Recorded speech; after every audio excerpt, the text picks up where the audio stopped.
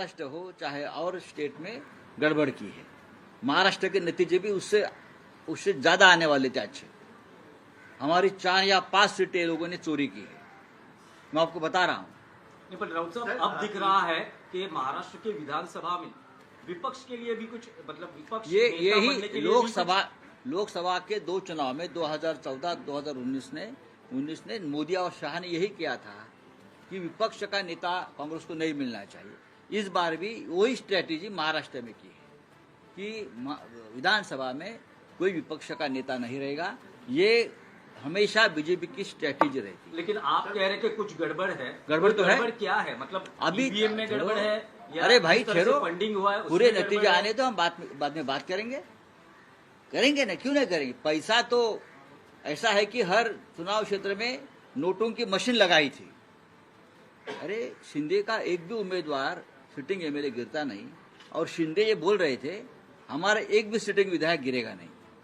आपको मालूम होगा तो मैं इस्तीफा दूंगा। ऐसा होता है क्या चुनाव में कभी? हमारा एक भी नहीं गिरेगा। ये कौन सा भरोसा है? ये कौन सा लोकतंत्र है? 200 के ऊपर किसी को चुनाव में नतीजे मिलते हैं क्या? जिस देश में, जिस राज्य में सबसे बड़ी बेईमानी हो गई है, इस राज्य की जनता बेईमान नहीं है। ये नतीजे ऐसे दिए आपने कि अपने राज्य को, जनता को बेईमान ठहराया है। इस राज्य की जनता बेईमान नहीं है। जो नतीजे आ रहे वो महाविकास आघाड़ी को कबूल है नहीं। तो आगे की क्या भूमिका रहेगी महाविकास? नतीजे कबूल नहीं है, मैं मानता हूं जनता को भी नतीजे कबूल नहीं है। जनता को भी ये जनता का निर्णय नहीं हो सकता है। मैं बार बार बोल रहा हूं और मुझे बार बार आप वही सवाल पूछ रहे हैं। लेकिन जो महाविकास आघाड़ी के कुल आंकड़े दिखाई दे रहे हैं, कुल संख्या दिखाई दे रहे हैं, उससे ज्यादा शिंदे गुट के कैसा हो सकता है? आप अपने मन को पूछे, आप पत्रकार है, आप अपने मन को पूछे क्या महाराष्ट्र में संभव है? आप अपने मन को पूछे कि महाराष्ट्र में शिंदे को 60 सीटें मिलती है, संभव है क्या? ये अजीत पवार को 40 सीटें मिलती है, क्या ये संभव है? भारतीय जनता पार्टी को 125 सीटें मिलती है, क्या संभव है? क्या इस राज्य की जनता भी बेईमान है? इस राज्य की जनता बेईमान नहीं है, उसके ऊपर हमारा विश्वास है। चलिए, थैंक यू।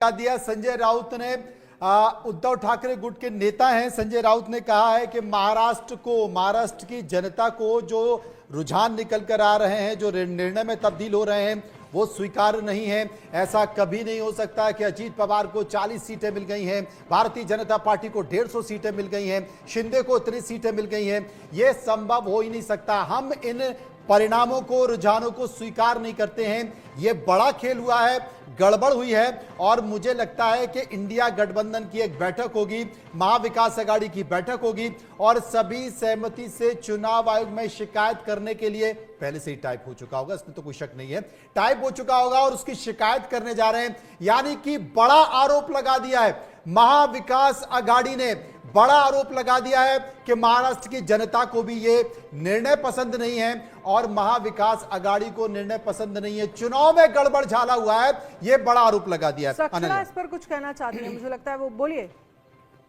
जी, मैं चाहती हूँ, मैं 7 साल से एनसीपी पवार साहब के पक्ष की यूथ प्रेसिडेंट हूँ स्टेट की। मैंने लगभग राज्य का एक बार नहीं, 2 बार नहीं, 6 बार दौरा किया है। 110% मैं कहना चाहूंगी, दावे के साथ कहना, जो कुछ तो गड़बड़ जरूर है। महाराष्ट्र इलेक्शन में बहुत बड़ा स्कैम हुआ है। It's a very big scam. 15 सीटें पवार